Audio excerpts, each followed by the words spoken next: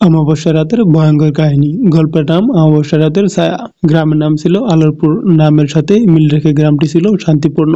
দিন শেষে সবাই রাতের খাওয়া দাওয়ার পর ঘুমিয়ে পড়তে নিশ্চিন্তে। তবে অমাবস্যা রাতে এলে গ্রামের মানুষদের মধ্যে এক অদ্ভুত আতঙ্ক ছড়িয়ে পড়ত।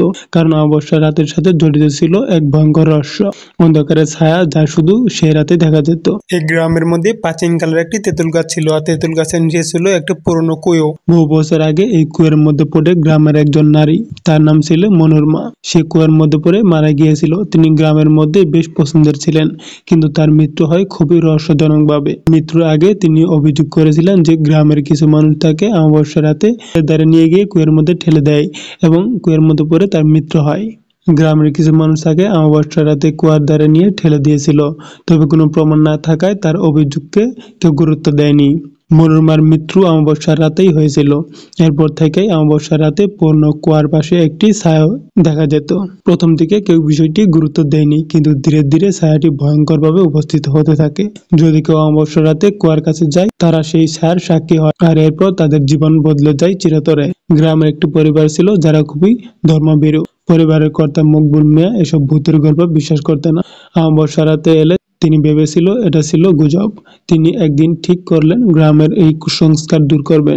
অমাবস্যা রাতে তিনি সাহস করে সেই কুয়ার কাছে গেলেন এবং সেখানে বসে থাকা ছায়াটিকে দেখতে পেলেন। ছায়াটির প্রথমে কুয়ার ধারে দাঁড়িয়েছিল। হঠাৎ করে তা মকবুল মিয়ার দিকে এগিয়ে আসে। মকবুল মিয়া ভয় পেয়ে গেলেও নিজেকে সামনে রাখ। তিনি ছায়ার সাথে কথা বলার চেষ্টা করলেন, কিন্তু ছায়াটি ধীরে ধীরে তার চারপাশে ঘুরতে শুরু করলেন। তিনি অনুভব করলেন ছায়াটি তার মধ্যে প্রবেশ করেছে, তাকে ঘিরে ধরে। তার শরীর ঠান্ডা হয়ে যেতে লাগলো, চোখে অন্ধকার নেমে এলো। সেই রাতের মকবুল মিয়া বাড়ি ফিরলেন, কিন্তু পরের দিন সকালে তাকে মৃত অবস্থায় পাওয়া গেল।